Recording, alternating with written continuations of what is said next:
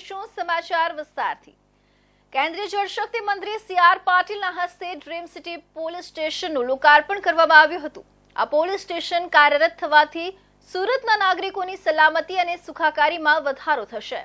Diamond બ્રુસમાં દેશ વિદેશથી આવતા હીરાના વેપારીઓની સુરક્ષાને ધ્યાનમાં લઈ રવિવારે ડ્રીમ સિટી પોલીસ સ્ટેશન કાર્યરત કરવામાં આવ્યું હતું। આ ડ્રીમ સિટી પોલીસ સ્ટેશનનું રવિવારે રાજ્યના ગૃહમંત્રી હર્ષ સંઘવી, કેન્દ્રીય જળશક્તિ મંત્રી સી.આર. પાટીલના હસ્તે ઉદ્ઘાટન કરવામાં આવ્યું હતું। આ કાર્યક્રમમાં ધારાસભ્યો તેમજ હીરા ઉદ્યોગપતિઓ હાજર રહ્યા હતા।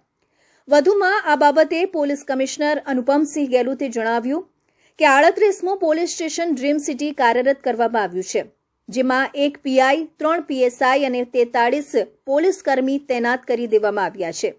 સાથે ઈ-બાઇક દ્વારા પેટ્રોલિંગ કરવામાં આવશે। વધુમાં પોલીસ કમિશનરે જણાવ્યું કે સુરત સિટીની આસપાસના 9 ગામડાઓને સિટીમાં સમાવવામાં આવ્યા છે, જેના કારણે શહેરની વસ્તી 90 લાખ થઈ છે, જેથી પોલીસ માટે પણ ચેલેન્જ વધી છે। ગોવિંદ ઢોળકિયાએ જણાવ્યું કે આગામી દિવસોમાં બ્રુસમાં વધુ 100 ઓફિસો શરૂ કરવામાં આવશે।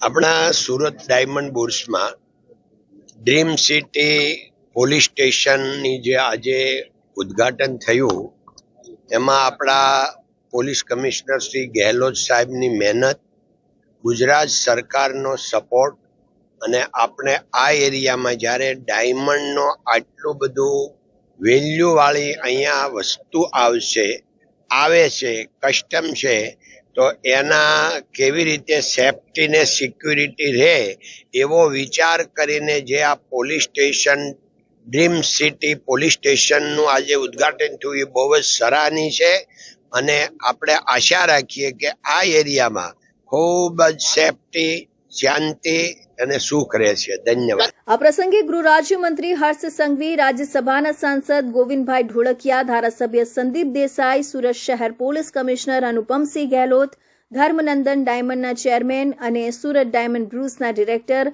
લાલજીભાઈ પટેલ, પોલીસ અધિકારીઓ ઉપસ્થિત રહ્યા હતા।